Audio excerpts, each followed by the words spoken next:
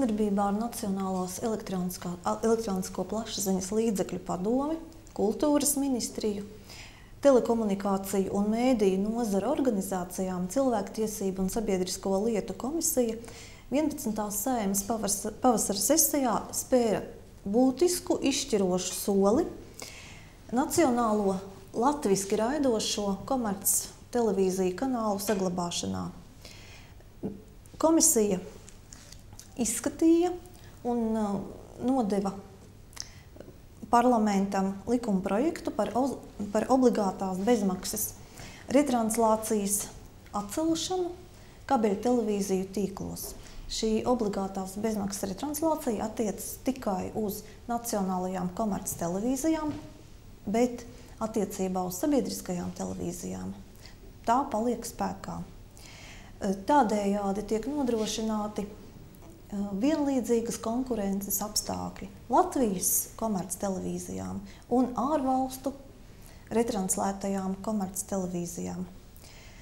Un šie likuma grozījumi izbeidz Latvijas nacionālo komerciālo televīziju tādu diskrimināciju attiecībā pret ārvalstu, jo īpaši krieviski raidošajiem kanāliem.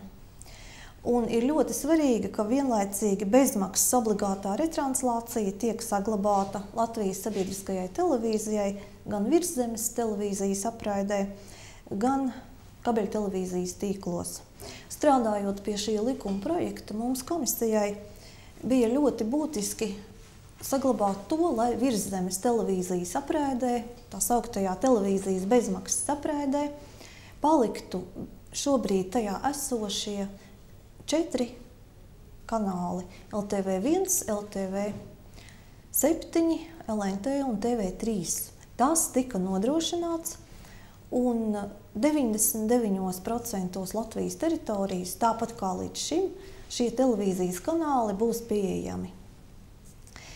Faktiski šis grozījums ir tikai viens no daudziem, kas nodrošinātu zāles Latvijas elektronisko mēdīju asinsritei un veiksmīgai attīstībai. Ir vajadzīgs tālāks darbs pie elektronisko plašsaziņas līdzekļu likuma, un likumam, uz kuru mēs tiecamies, ir jānodrošina daudzveidīgas, Eiropas standartiem un Latvijas nacionālajām interesēm atbilstošas kabeļu paketes. Tad te ir runa par programmu piedāvājumu kabeļu televīzijā.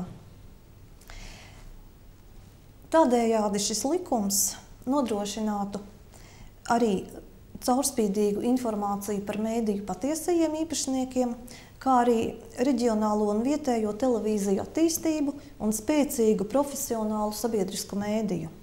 Saeimā izskatīšanai ir nodoti gan NEPL iesniegtie elektronisko plašsaziņas līdzekļu likuma grozījumi par obligātās retranslācijas atcelšanu kabeļu tīklos, gan arī satiksmes ministrijas sagatavotie un komisijā izskatītie un Reģionālo televīziju asociācijas papildinātie grozījumi par reģionālo un vietējo televīziju programmu iekļaušanu un apraides nodrošināšanu vietējo operatoru kabeļu paketēs. Abi likumprojekti ir jau izskatīti pirmajā lasījumā.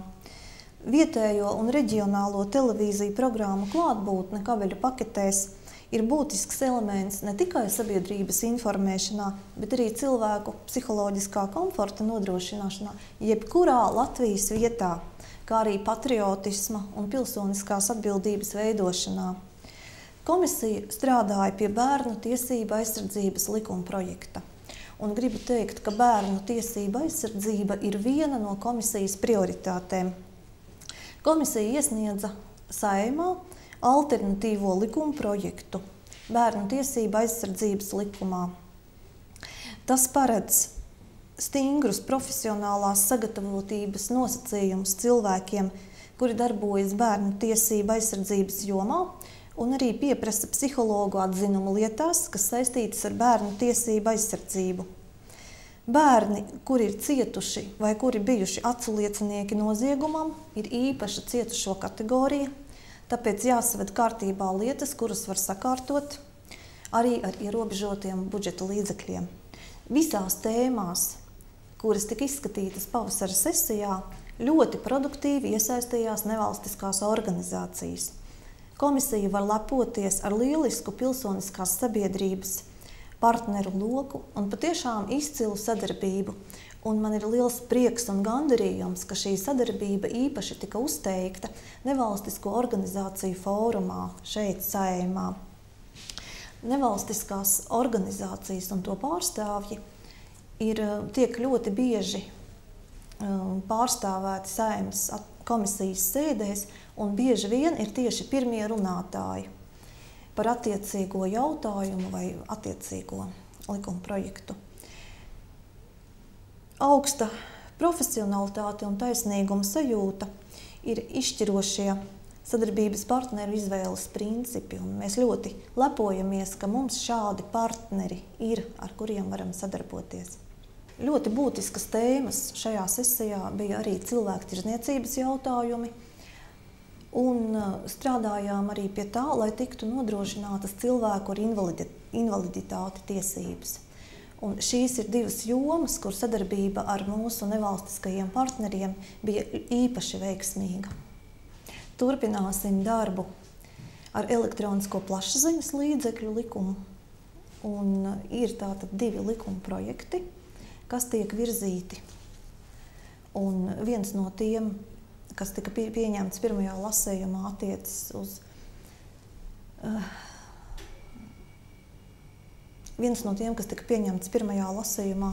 attiecas uz obligātās retranslācijas pienākumu atcelšanu. Otrs ir vairāk par vietējo un reģionālo televīziju lomu kabeļtelevīzijā.